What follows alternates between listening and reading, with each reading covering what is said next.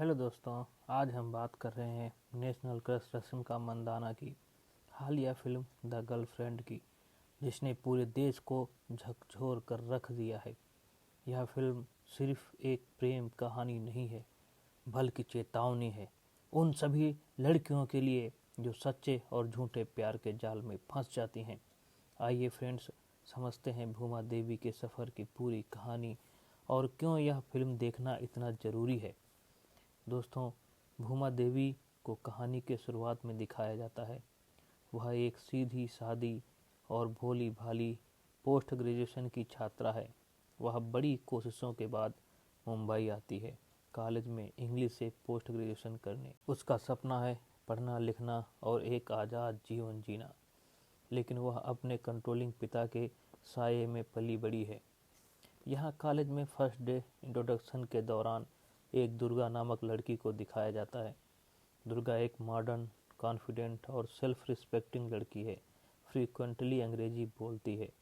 दुर्गा को देखकर भूमा उससे अत्यधिक प्रभावित होती है।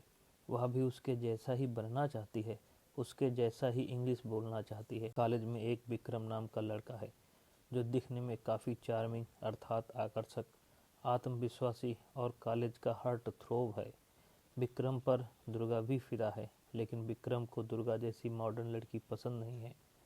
वह उसका प्रपोजल एकदम स्वीकार नहीं करता, पहली बार में ही मना कर देता है। एक दिन भूमा से मुलाकात होती है।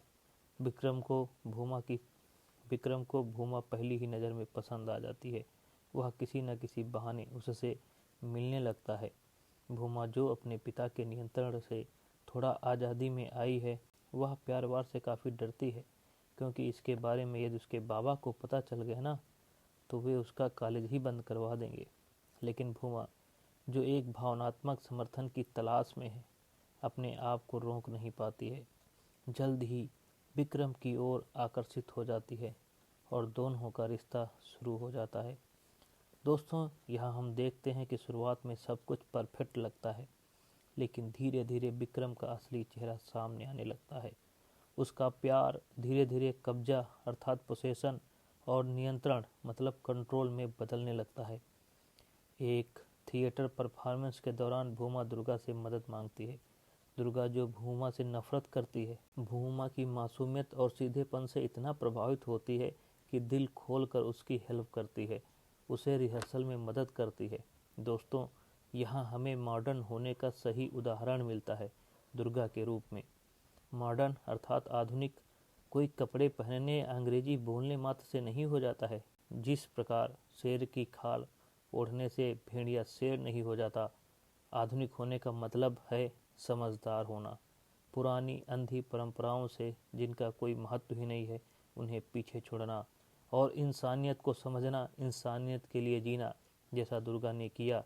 दुर्गा के पहले क्रश पर अब अधिकार भूमा का था, लेकिन दुर्गा ने तुरंत अपनी नफरत भुलाकर उसकी मासूमियत की सहायता की, उससे दोस्ती की। दुर्गा की सहायता से भूमा प्ले में आउटस्टैंडिंग परफॉर्मेंस करती है, जिससे पूरी महफिल उसके लिए तालियां बजाती है।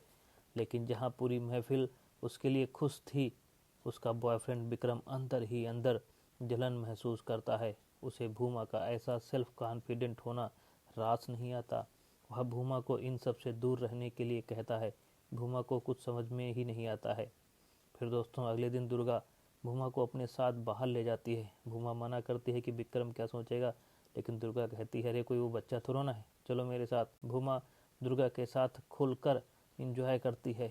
वह हंसती है, मनोरंजन करती है और कई नई चीज़ों को देखती है। भूमा को ऐसा खुश देखकर दुर्गा भी अंदर अंदर बहुत खुश होती है। लास्ट में दुर्गा भूमा से पूछती है कि तुम खुश हो ना? भूमा कहती है, ऑफ कोर्स दी, मैं यहाँ आकर बहुत खुश हूँ। दुर्गा कहती है, मेरा मतलब ये नहीं है, मैं पूछ रही हूँ कि विक्रम के साथ तुम खुश हो? तुम्हारे अंदर एक स्पार्क है, तुम उड़ना चाहती हो, विक्रम तुम्हारे लिए ठीक नहीं है। भूमा कहती है, नहीं दी, विक्रम तो बहुत अच्छा है, वो तो अपना ख्याल भी नहीं रख पाता है, उसका ख्याल मुझे ही रखना पड़ता है। दोस्तों, भूमा को लगता है कि शायद विक्रम ही वह इंसान है जो उसे समझता है। आगे दुर्गा उससे कहती है, भूमा, मैं तुम्हें एक सच बताना चाहती हूँ, देखो बुरा मत मानना, मैं नहीं चाहती ये बात तुम्हें दूसरों से पता चले। कॉलेज के फर्स्ट डे से ही मैं विक्रम को चाहती हूँ, लेकिन वो मुझे कभी प्यार नहीं करेगा क्योंकि मैं उसके टाइप की ही नहीं हूँ। उसे तो तुम्हारे जैसी मासूम सीधी सादी लड़की चाहिए जो उसके कंट्रोल में रहे। तुम्हारे और विक्रम के किस के बारे में जब मुझे पता चला तो मैंने विक्रम को किस करने की कोशिश की थी, पर हमारे बीच कुछ नहीं हुआ था। देखो भूमा, मैं फिर से कहती हूँ, उस समय मैं तुमसे नहीं मिली थी, तुम्हें नहीं जानती थी, नहीं तो मैं ऐसा कभी नहीं करती। तुम नाराज़ मत होना। लेकिन भूमा दुर्गा से नाराज़ होकर वहाँ से चली जाती है। अगले दिन वह विक्रम के पास जाती है। विक्रम भी भूमा से काफ़ी नाराज़ होता है क्योंकि भूमा उसे बताए बगैर चली गई थी। लेकिन भूमा को अपसेट देखकर वह उसके पास आता है और पूछता है, क्या हुआ बेबी? भूमा उससे पूछती है, तुमने खाना खाया? मैं बहुत गुस्से में हूँ, इसलिए मैंने खाना नहीं खाया। दोस्तों, यहाँ हम देखते हैं कि भूमा ही उसे खाना खिलाती है, भूमा जो उससे प्रेम करती है। लेकिन विक्रम तो भूमा के हर छोटे बड़े फैसले कंट्रोल करने लगता है। वह उससे बताता है कि वह क्या पहने क्या ना पहने, वह किससे दोस्ती करे किससे ना करे, खासकर वह दुर्गा से दूर रहने के लिए कहता है। अब भूमा को भी विक्रम का नेचर समझ में आने लगता है। फिल्म में एक बहुत महत्वपूर्ण दृश्य आता है जब विक्रम भूमा को अपने घर ले जाता है, जहां भूमा उसकी मां रोहिणी से मिलती है। रोहिणी जी अपने पति और बेटे की ज़रूरतों को पूरा करते करते अपनी खुद की पहचान बिल्कुल भूल चुकी थीं, एकदम खो चुकी थीं। नज़रों को नीचे रखते रखते वो नज़रें मिलाना ही भूल गई थीं। चुप रहते रहते वो बोलना भी भूल गई थीं। वो इंसानी मशीन बनकर रह गई थीं। एक जगह तो विक्रम कहता है कि मेरी माँ मेरे पिताजी से कभी जबान नहीं लड़ाती थी। अगर मेरे पिताजी का मूड खराब होता था तो वो उनके सामने भी नहीं आती थी, क्योंकि तब पिताजी की जुबान नहीं उनकी बेल्ट ही बोलती थी। ये सुनकर एक पल के लिए भूमा तो बहुत डर जाती है। तो विक्रम कहता है, तुम मत डरो भूमा, मैं तुम्हारे साथ ऐसा नहीं करूँगा। मैं तुम्हें बहुत प्यार करता हूँ, मैं तुम पर हाथ उठा ही नहीं सकता। लेकिन दोस्तों, भूमा को उसकी माँ की दशा को देखकर भूमा को भी एक दृश्य दिखाई देता है जिसमें उसे उसके भविष्य की एक खतरनाक झलक दिखती है। वह तो बहुत डर जाती है। अब वह समझ जाती है कि वह एक ऐसे जाल में फंस गई है जो उसके पिता के कंट्रोलिंग स्वभाव से शुरू हुआ और अब उसके बॉयफ्रेंड तक पहुंच गया है। वापस आते वक्त जब भूमा विक्रम से अपने करियर के बारे में पूछती है तो विक्रम उसके करियर के सपनों को यह कहकर खारिज कर देता है कि एक पत्नी का काम है घर संभालना, और अब मेरी आई भी बूढ़ी हो चुकी हैं, उनके खाने में वो टेस्ट नहीं रहा। तुम बच्चे संभालोगी कि बाहर जॉब करोगी? अर्थात वह भूमा से जॉब तो बिल्कुल करवाने वाला ना था। अब भूमा इस रिश्ते में से बाहर आना चाहती है। उसे घुटन महसूस होने लगती है, उसे पैनिक अटैक भी पड़ते हैं। जब भूमा उससे दूर जाने की कोशिश करती है तो विक्रम भावनात्मक ड्रामा करके उसे चुप करा देता है। भूमा विक्रम से अंदर ही अंदर डरने लगती है। वह उसके भावनात्मक ड्रामे से भी डरती है। इस प्रकार के भावनात्मक ड्रामों को दोस्तों गैस लाइटिंग कहते हैं, जिसके जरिए सामने वाले को अपने कब्जे में रखा जाता है। अब भूमा धीरे धीरे आत्मविश्वास खोने लगती है। उसे लगता है कि उसकी खुशी या पहचान सब कुछ विक्रम पर निर्भर करती है। उसका जीवन विक्रम की इच्छाओं के इर्द गिर्द सिमट जाता है। भूमा अंदर ही अंदर टूट जाती है, लेकिन उसे इस रिश्ते से बाहर निकलने की हिम्मत ही नहीं मिलती है। एक दिन अचानक भूमा के बाबा आ धमकते हैं। वे विक्रम को भूमा के साथ देखकर आग बबूला हो जाते हैं। विक्रम कुछ समझ पाता कि वो कौन है, वो दो थप्पड़ उसे जड़ देते हैं। विक्रम जवाब देने ही वाला था कि भूमा उसे बताती है कि वे उसके बाबा हैं। अब दोनों में तगड़ी बहस होने लगती है। दोनों भूमा पर अपना अपना अधिकार जमाते हैं, उसे मात्र एक वस्तु की तरह ट्रीट करते हैं। कोई भूमा की बात या उसकी फीलिंग सुनने वाला ही नहीं है। वो उसे सुनना ही नहीं चाहते कि वो क्या चाहती है। वे दोनों बस अपना निर्णय ही उस पर थोपना चाहते हैं। भूमा के बाबा तो प्रोफेसर पर भड़क जाते हैं, उनका लैपटॉप भी तोड़ देते हैं, उनसे टीसी तक मांग बैठते हैं। लेकिन गनीमत है कि प्रोफेसर कहते हैं भूमा एक एडल्ट है, वो अब बालिग हो चुकी है, आपको कोई अधिकार नहीं है कि आप उसके भविष्य का निर्णय करें। मैं आपके कहने से टीसी बिल्कुल नहीं दूंगा। हाँ, अगर भूमा कहे तो मैं बिना कोई सवाल किए दे दूंगा। उसके बाबा भूमा पर दबाव बनाते हैं, लेकिन भूमा तो पढ़ना चाहती है। उसकी कोई सुने तब ना, इधर कुआं है तो उधर खाई है। भूमा के बाबा उससे साथ चलने के लिए कहते हैं, उसे ज़बरदस्ती खींचते हैं, तो आगे विक्रम आ जाता है अपने दोस्तों के साथ। तो ये देखकर उसके बाबा अब भावनात्मक रूप से भूमा को ब्लैकमेल करते हैं, लेकिन भूमा फिर भी नहीं जाती है। वे ये कहते हुए चले जाते हैं कि आज से तेरा मेरा रिश्ता ख़त्म, तू मेरे लिए मर गई है। उधर विक्रम भी कम नहीं था, वो भी इसके बाद घर चला जाता है। वो अब शादी का अरेंजमेंट करने चला जाता है और भूमा पर नज़र रखने के लिए अपने दोस्तों को छोड़ जाता है।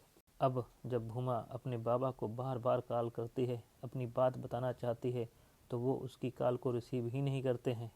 उधर विक्रम वापस आकर उसकी इच्छा जाने बगैर उस पर शादी का दबाव डालता है। भूमा कहती है कि वो पढ़ना चाहती है, उसका पढ़ाई का क्या होगा, लेकिन वो उसकी बात सुनता ही नहीं है। विक्रम का फिर भूमा विरोध करती है और साफ साफ शब्दों में उसे मना कर देती है। पहले तो विक्रम शांत रहता है, इमोशनल विक्टिम कार्ड्स गेम खेलता है, अर्थात गैस लाइटिंग मेथड अपनाता है। जब ये काम नहीं करता है तो उसके अंदर का असली जानवर सामने आता है, वो बवाल काटने लगता है। तभी कुछ प्रोफेसर वहाँ आ जाते हैं जो ये मामला शांत करते हैं। अगले दिन जब हॉस्टल से भूमा क्लास के लिए जाती है, उस समय विक्रम अपने दोस्तों के साथ सभी के सामने भूमा को धमकाता है, धमकी देता है कि वह उसका जीना मुश्किल कर देगा। भूमा को वो वेश्या, स्लट, न जाने क्या क्या कहता है। वह कहता है कि तुमने मेरा इस्तेमाल किया, अपनी हवस के लिए मेरे साथ सेक्स किया। भूमा एकदम सन्न रह जाती है उसकी बातों को सुनकर। वो कहती है, ये क्या कह रहे हो विक्रम, तुम मुझे समझ क्यों नहीं रहे हो? आखिर मेरा भी कुछ सपना है, मैं कुछ करना चाहती हूँ। लेकिन विक्रम उसकी बात सुनना ही नहीं चाहता है।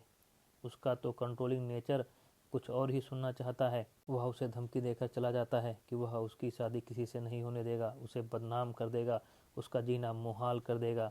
अब भूमा बहुत डर जाती है। जब क्लास से वापस आती है तो अपने प्रोफेसर से मदद मांगती है कि वो उसे हॉस्टल तक छोड़ दें। वो उसे छोड़ने भी आते हैं और समझाते भी हैं कि उसे अपने पिताजी के कंट्रोलिंग बिहेवियर से बाहर आना होगा और उसे अपने लिए लड़ना होगा। और जब वो अपने रूम पर पहुंचती है तो उसके रूम के बाहर काफ़ी भीड़ होती है। जब भूमा देखती है तो डोर पर भूमा को एक स्लट के रूप में पेंट किया गया होता है। साथ में भूमा के मोबाइल नंबर को भी लिखा जाता है और अलग अलग इंजॉयमेंट रेट्स उसके लिए लिखे गए होते हैं। ये सारा काम विक्रम ने किया था। वह भूमा को परेशान करना चाहता था, उसे रुलाना चाहता है, उसे बदनाम करना चाहता है। भूमा खुद को कमरे में बंद कर लेती है। वह फूट फूट कर रोती है, खुद को पीटती है। वो अब पछता रही होती है कि उसने किस शख्स को अपने लिए चुन लिया था, किस पर विश्वास किया था। वो अंदर ही अंदर जल रही होती है। तभी दरवाजे पर पानी गिरने की आवाज़ आती है। भूमा बाहर जाती है तो देखती है वहाँ पर दुर्गा को। उसे देखकर भूमा दुर्गा के गले लिपट कर खूब रोती है। फिर दोनों मिलकर डोर क्लीन करने लगते हैं। इसका वीडियो विक्रम के पास पहुंचता है।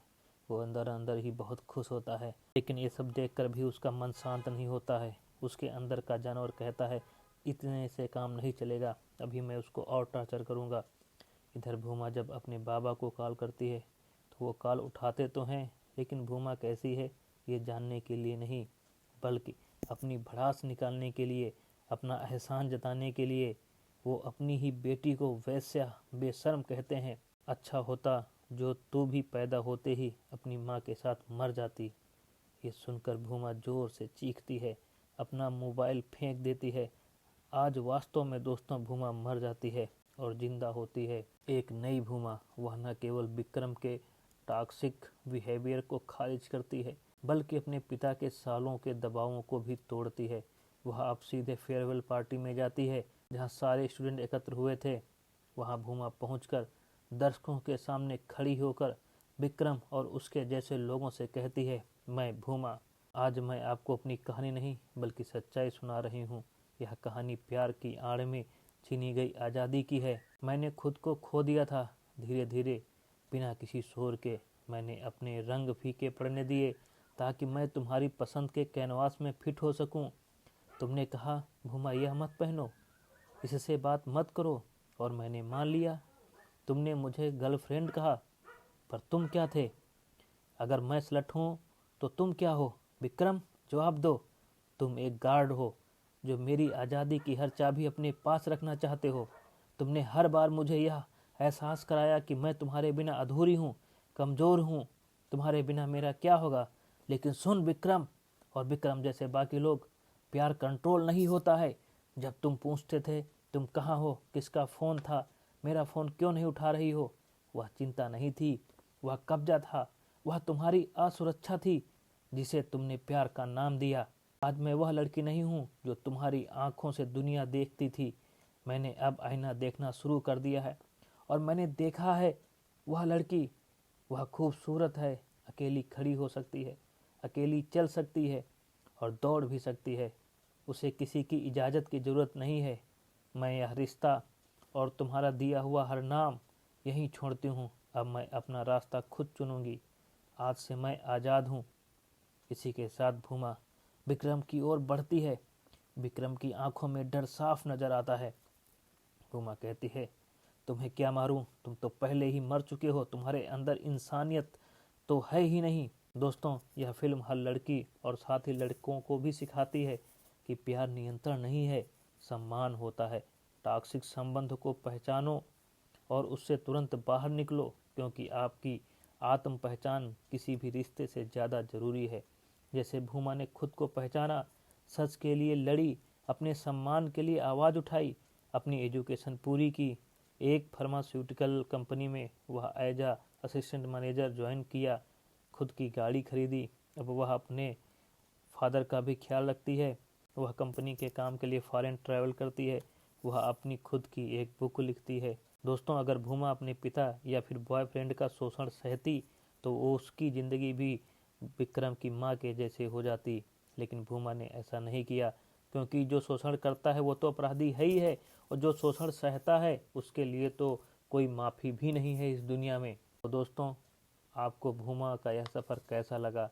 कि आपने अपने जीवन में ऐसी टॉक्सिसिटी महसूस की है?